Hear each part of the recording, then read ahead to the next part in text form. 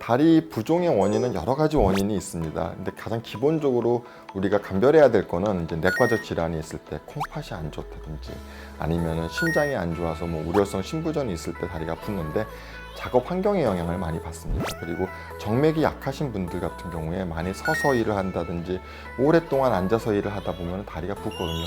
우리가 알 수 있는 건 어떻게 알 수 있을까요?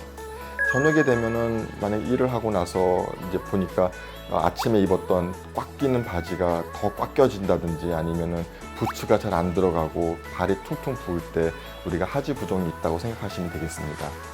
그 하지 정맥류의 그 증세 중에 하나도 다리 통증인데 다리가 아프긴 한데 어디가 아픈지를 명확하게 지칭을 못 해줘요. 근데 너무 불편하고 아파요, 나는. 병원에 가보면은 엑스레이도 찍어보고 뭐 검사도 해보고 하는데 별 특별한 이상은 없는데 나는 다리가 너무 아파. 그럴 경우에 우리가 반드시 하지 정맥에 문제가 있어서 정맥이 역류하는지 안 하는지를 확인해 봐야 됩니다. 다리 허벅지 바깥쪽에서부터 종아리 아래까지 이상한 감각이 나오고 막 저릿저릿하다는 분들이 계시거든요.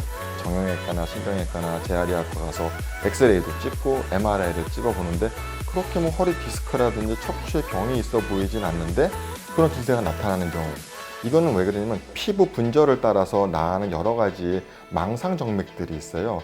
그 정맥에 역류가 있을 때도 똑같이 유사한 그런 증세가 나타나기 때문에 하지정맥류 증세 중에서 다리의 이상 감각을 말씀을 드리는 겁니다.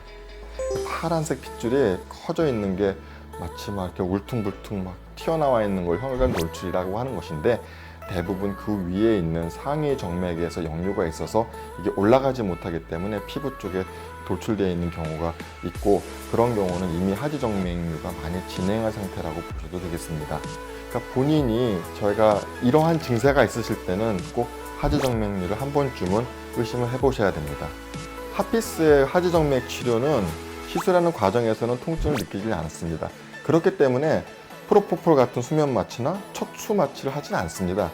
그냥 단순하게 그냥 국소 마취만 이용해서 정맥류 수술이 진행이 됩니다. 그래서 편하게 오셔서 시술을 받고 그냥 바로 퇴원하시면 되겠습니다. 그렇기 때문에 부분적인 국소 마취 하에서 시술이 다 진행이 되다 보니 시술 시간이 엄청 짧습니다. 그러니까 시술 시간이 짧다는 것은 우리가 그 조직에 어떤 트라우마를 주지 않고 간단하게 끝난다는 얘기거든요.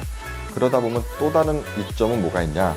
시술이 끝나고 나서 회복 기간이 아주 빨라요. 그래서 고주파든 배나실이든 레이저든 그 다음날부터 바로 일상생활 하셔도 무방합니다. 주사 바늘을 이용해서 주로 시술을 하기 때문에 뭐 칼로 째거나 또 정맥을 끄집어내거나 얘를 뭐 꼬매거나 하는 행위들을 하지 않기 때문에 더 몸에 우리가 이제 자국이라 그러죠. 그런 상처나 자국 같은 것들이 거의 보이지가 않습니다. 하지정맥류를 치료하는 데 있어서 마취나 시술도 중요하지만 더 중요한 거는 정확한 진단이 되겠습니다. 진단은 혈관 초음파 검사를 이용해서 하는데 보통은 이제 검사자와 시술자가 다른 경우가 있어요. 하지만 저희 병원은 시술자인 제가 직접 혈관 초음파 검사를 함으로써 정확한 진단을 내려드립니다. 그게 왜 중요하냐면 어떤 혈관에 정확하게 문제가 있는지를 알아야지만 그 치료도 완벽하게 이루어질 수 있기 때문입니다. 저희 병원은 고주파, 레이저, 배나실, 정맥 발고술을 다 같이 진행을 합니다. 그 이유는 뭐냐면 어떤 환자의 경우에는 정맥이 너무 커져 있는 경우에는 고주파로 폐색하기가 어렵거든요. 그럴 때는 레이저가 적응증이 되고, 또 관통 정맥이 많아서 여러 혈관들이 이렇게 가지치게 하는 경우에는 고주파나 레이저 같은 경우가 폐색하기가 어렵습니다. 그럴 때는 배나실을 쓰고, 이렇게 환자 맞춤형으로 다양한 치료 모델리티를 갖고 치료에 임하고 있습니다.